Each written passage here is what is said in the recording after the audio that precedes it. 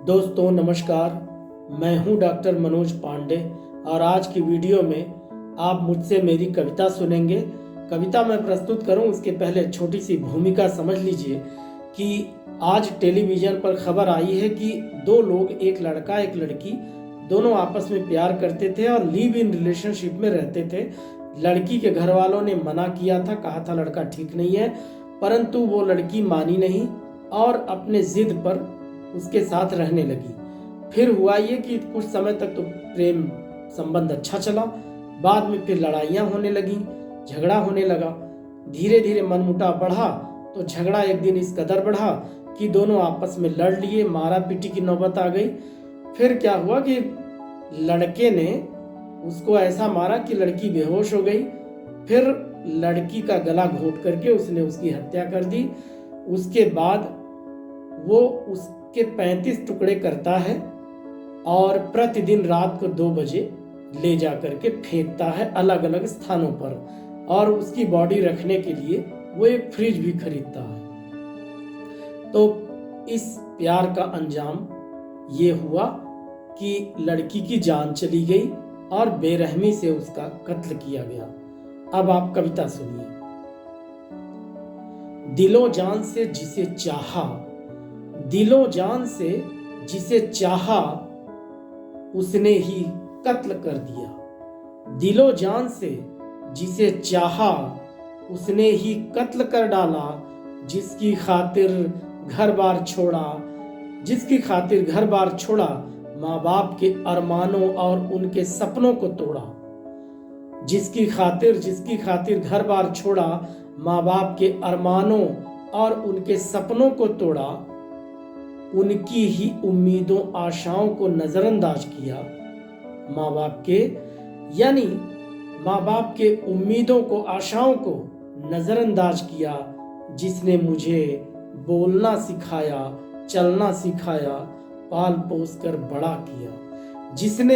जिसने मुझे बोलना सिखाया, चलना सिखाया, पाल पोस कर बड़ा किया, पढ़ाया लिखाया।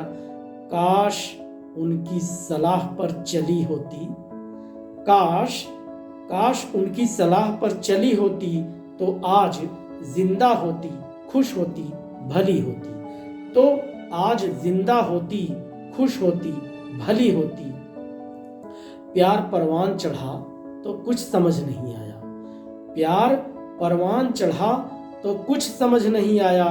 घर वालों ने शक जाहिर किया, मना किया, कुछ समझ नहीं आया। घर वालों ने शक जाहिर किया, मना किया, कुछ समझ नहीं आया। प्यार में कुछ दिनों बाद शुरू हुई तकरार। प्यार में कुछ दिनों बाद शुरू हुई तकरार, कुछ समझ नहीं आया। प्यार में कुछ दिनों बाद शुरू हुई तकरार, कुछ समझ नहीं आया। प्रतिपल प्रतिक्षण जख्म पर जख्म मिला, फिर भी समझ नहीं आया। प्रतिपल प्रतिक्षण जख्म पर जख्म मिला, फिर भी समझ नहीं आया। जब संवेदनहीनता की सारी हदें पार हो गई, तब कुछ समझ आया। कब समझ में आया?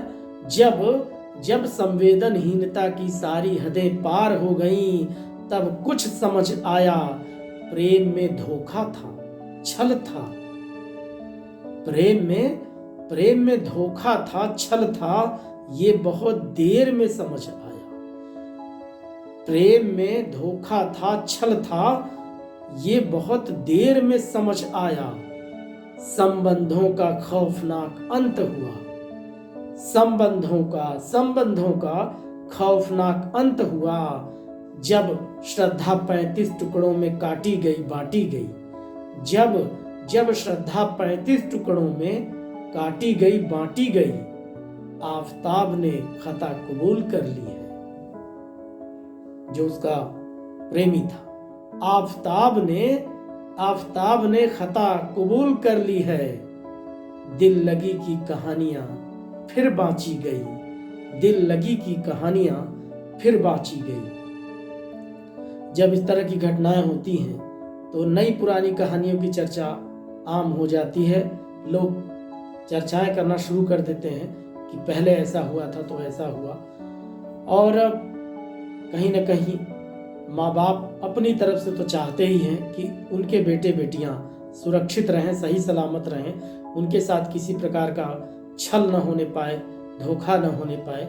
परंतु उनकी बातों को, उनका जो विचार होता है, उनकी सलाह होती है, उस पर हमें अमल करना चाहिए, हमें मानना चाहिए, क्योंकि वही दुनिया में ऐसे हैं जो हमारे लिए सबसे अच्छा, सबसे बेहतर सोच सकते हैं और हमें समझा सकते हैं। बहुत बहुत धन्यवाद।